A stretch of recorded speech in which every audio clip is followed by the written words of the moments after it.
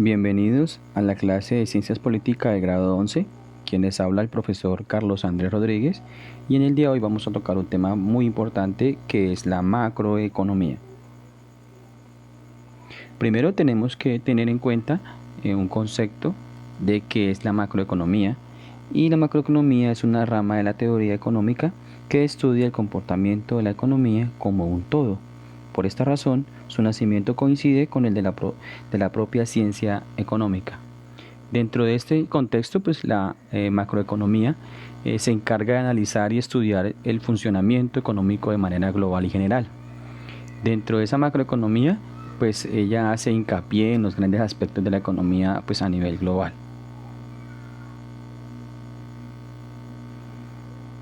Dentro de las características que se manejan en la macroeconomía, quiero mencionar al menos 4 de ellas y hay que resaltarlas un poco, y es que estudia el funcionamiento de la economía a nivel global y de manera muy general.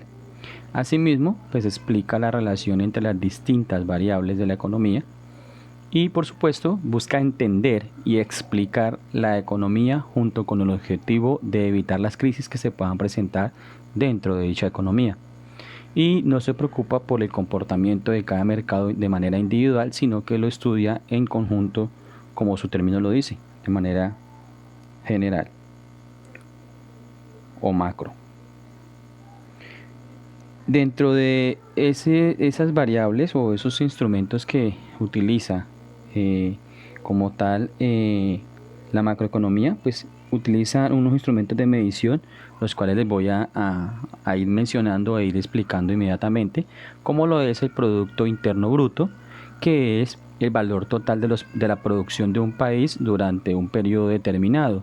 Eso hace referencia a la cantidad de exportación o de productos o servicios que está ofreciendo ese país hacia otros mercados. Por otro lado, también tiene en cuenta lo que es la inflación. La inflación es el aumento sostenido de los precios de bienes y servicios, y esta inflación, pues, de una u otra manera, pues permite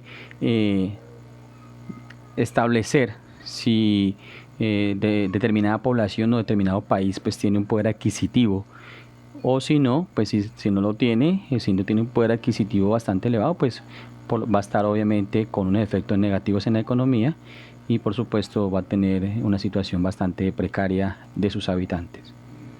Por otro lado, la tasa de desempleo. Esa tasa de desempleo también es la cantidad como tal, es el indicador económico que determina cuál es el nivel de falta de empleos en una sociedad, y también tiene que ver con la cantidad de población que se tiene o con la que se cuenta activa, pues para ser parte de la mano de obra calificada en determinado país o territorio. Por otra parte, también tiene otro ítem como lo es la balanza de pagos junto a la balanza comercial, y estas dos miden las transacciones entre diversos países, teniendo en cuenta los ingresos y egresos de la economía que se estén realizando. Les voy a explicar qué es la balanza de pagos. La balanza de pagos pues es el registro de los procedimientos monetarios que se dan entre un país determinado y el resto de países durante obviamente un tiempo determinado del estudio que se realice. Asimismo, pues esta mide o tiene registros de las exportaciones e importaciones de bienes y servicios, las transferencias financieras y el capital financiero que se está haciendo o interactuando en ese país. Por otro lado, la balanza comercial. Esta balanza comercial, por ejemplo, pues está enfocada en el registro económico que realiza un país para recoger el análisis de las importaciones y exportaciones del comercio, pero esta balanza pues tiene la característica de que resta las importaciones a las exportaciones realizadas. Y pues algo que quiero mencionar que es bastante importante es que solo tiene en cuenta las mercancías y no a la prestación de servicios ni el movimiento de dinero entre un país y otro, para que por favor tengamos en cuenta esta diferencia. Continuando, dentro de las características, dentro de las variables de la macroeconomía, tenemos que tener en cuenta el gasto público. Por ejemplo, este gasto público es otro que es bastante importante, que tiene que ver con el dinero que gasta el Estado para solventar algunos gastos propios dentro de su nación. Por otro lado, la tasa de interés, esa tasa de interés pues es el porcentaje de dinero extra que cobra un banco al ofrecer un crédito o un servicio a una persona, una entidad o empresa que requiera en algún momento de un préstamo, y este pues son las tarifas o el interés que se le va a cobrar a dicha persona. Por su parte también está la tasa de cambio.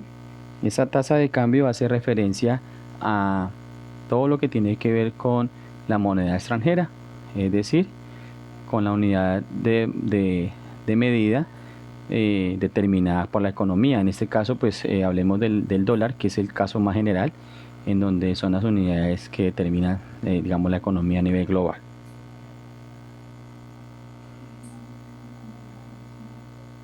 Dentro de este proceso, también tenemos que tener en cuenta los objetivos que tiene, los principales objetivos que tiene la macroeconomía, como son el fomentar el crecimiento rápido del Producto Interno Bruto de cada país o de los países.